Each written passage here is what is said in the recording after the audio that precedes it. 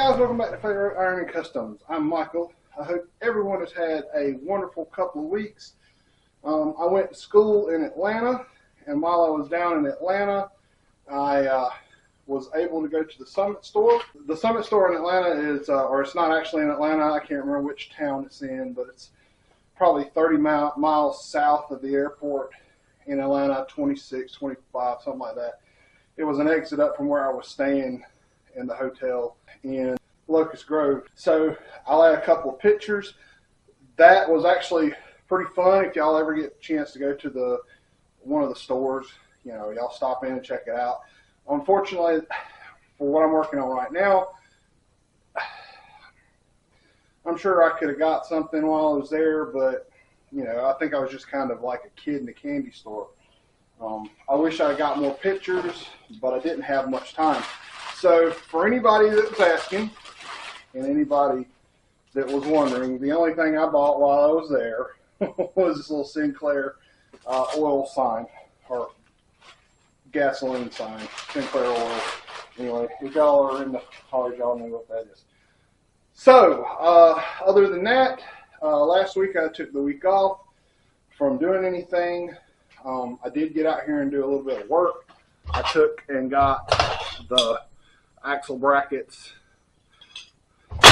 made up for the lift links, and I also decided that I wasn't going to make the shackle link to go in there. I ordered a set of shackles, and these shackles are for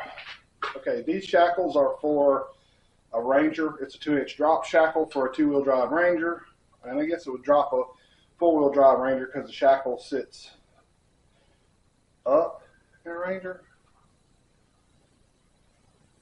No, the shackle sits down in a Ranger.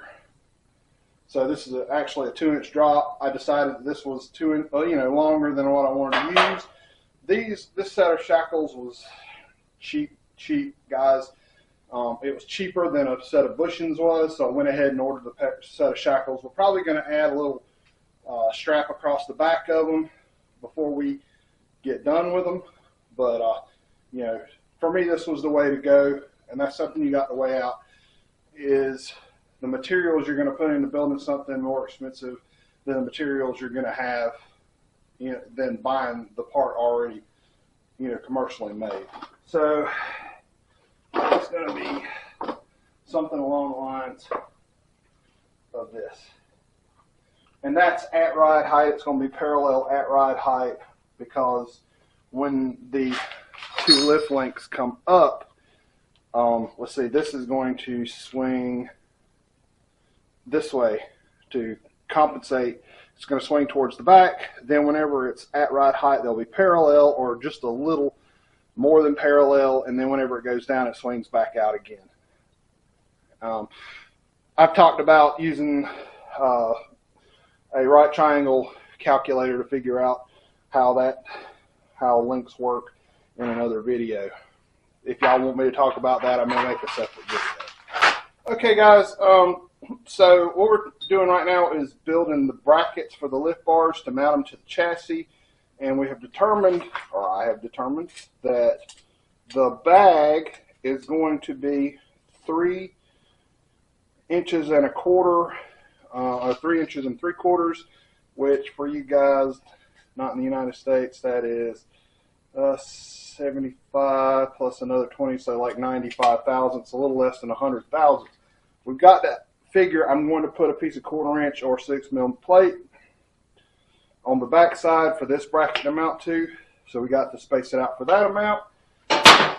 And if we come down here, and guys, I apologize if I can't do the metric in my head that quick, but we're going to come out, figure our center of our pipe, our lift bar is going to be 3 inches.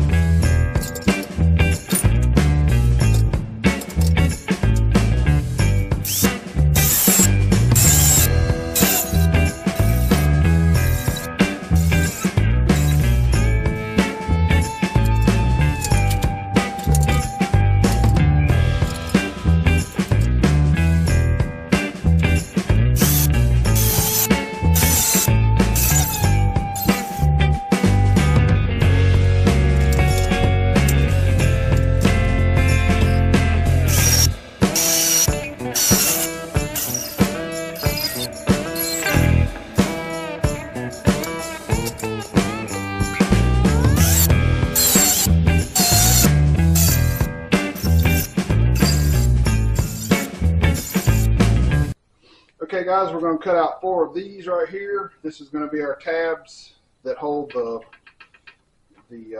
lift bar in place. It's 2, and then this is 3.5, which is the same width as the pieces you just saw me cut out. We'll get those cut out, and then we'll come back.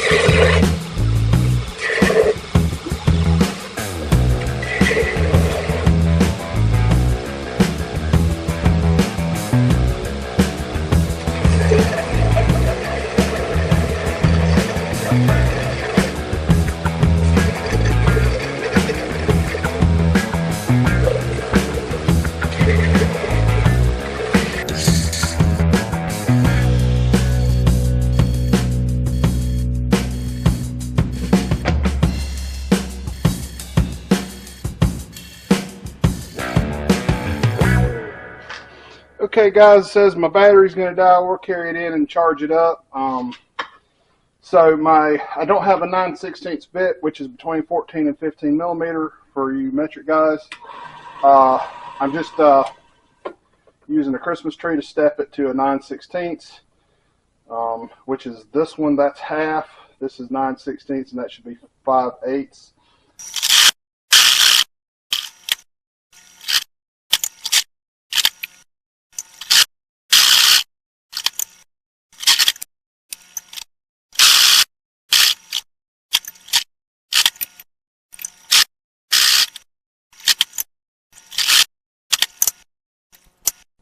Okay guys, the thing I like about the step bit is that the next size will give you a nice chamfer on your hole if you bump through. And these steps are not quite enough to go through a 3/16 plate, which is what this is. 3/16 is 3 mil. Guys, I don't know. Like I said, I'll have to start keeping up with my metric stuff a little better. Been watching Rat Rods for Africa. If y'all haven't ever watched that program, go give Diff's channel a check out if you're into rat rod stuff. He does a lot of fabrication. I really dig it. Whether it's rat rods or anything else, he does a lot of fabrication, and that's what I like.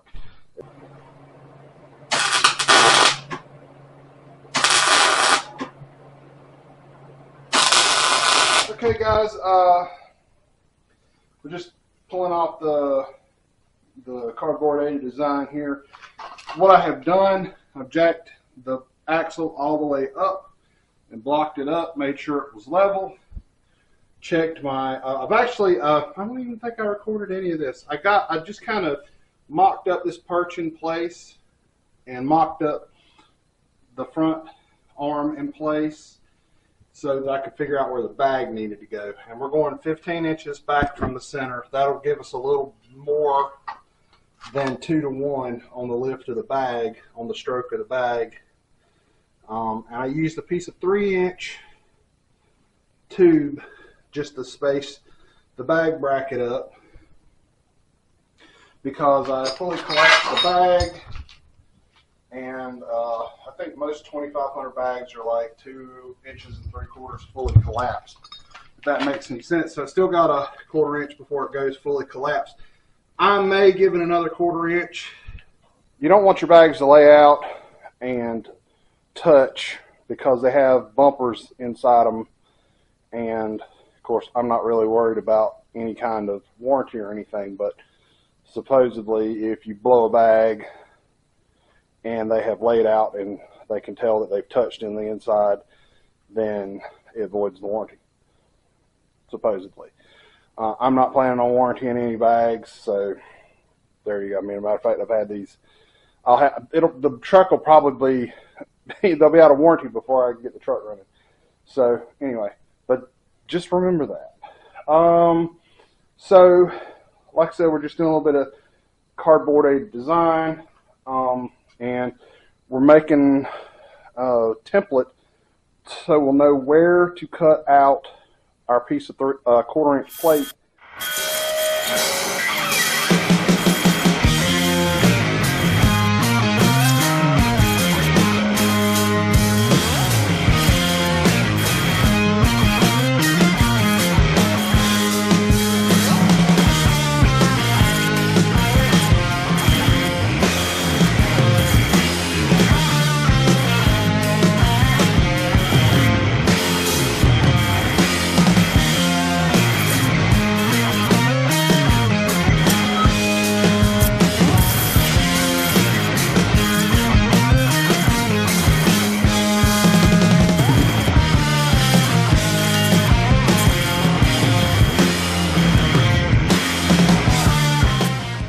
Alright guys, yeah, my plasma cutter struggles with this 1/4 inch. It's probably time for a new plasma cutter.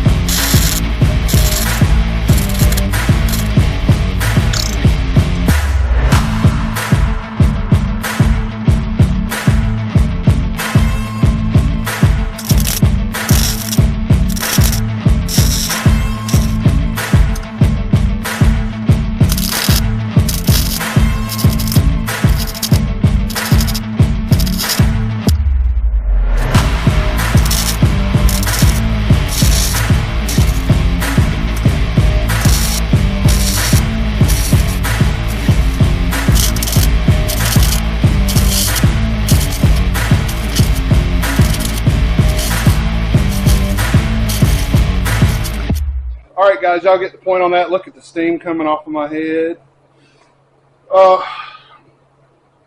So I'm going to get the other plate ready to mount on the other side. I had to chop a little bit off the front of it to reshape it just a little bit. The other one I expect I'll have to reshape just a little bit because when I tried the form on it, it was just a little off in some places. So how big? We'll get it. I missed my wheel pretty bad right there. So I'm going to run out to the Harbor Freight tomorrow and see if they got a lens. That lens is so fogged up I can't see anymore. So I'm going to see if they got 2 or 3 of them going and put some in stock to have them. I'm going to get that other side fit, and I'll see y'all tomorrow. I was wondering why it was dark. I hadn't taken the lens cap off. Okay guys, I've tacked both sides back in place. I've actually cut out the next pieces for the mounts. I've started tacking this side up. So I cut out 4 pieces, made a pattern. I cut out 4 pieces with the plasma. The back is going to be a solid piece, and the front's got to have a window for the link bar. So let me get y'all set up. We're going to turn the welder on and start welding.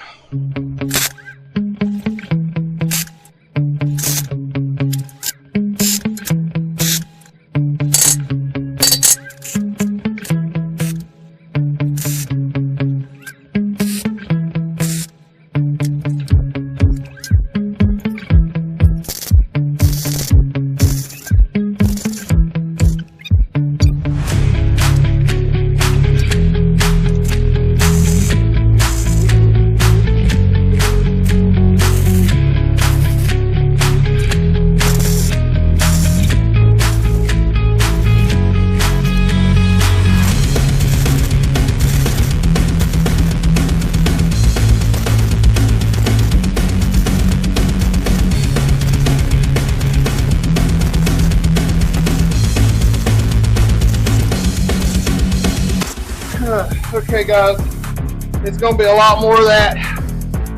I'm going to get this welded up, and then we'll come make the final pieces, and we'll come back.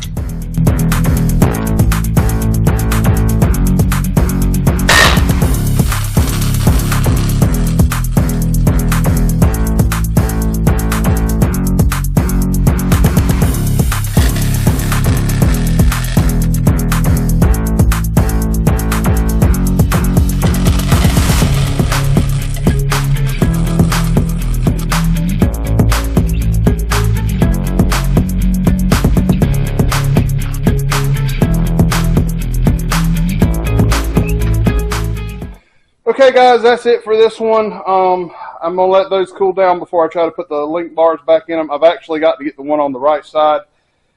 Somehow I managed to weld it in the wrong place on the axle. Actually, they're probably both in the wrong place, to be honest with you. And we'll probably get into that when we get into finishing the link bars. But that is it for today. Oh, I didn't announce at the beginning of the video. This is Febudaily Part 2. Yesterday, when I recorded the first part of Febudaily, I did not realize that February began on Saturday. I thought it began on Monday.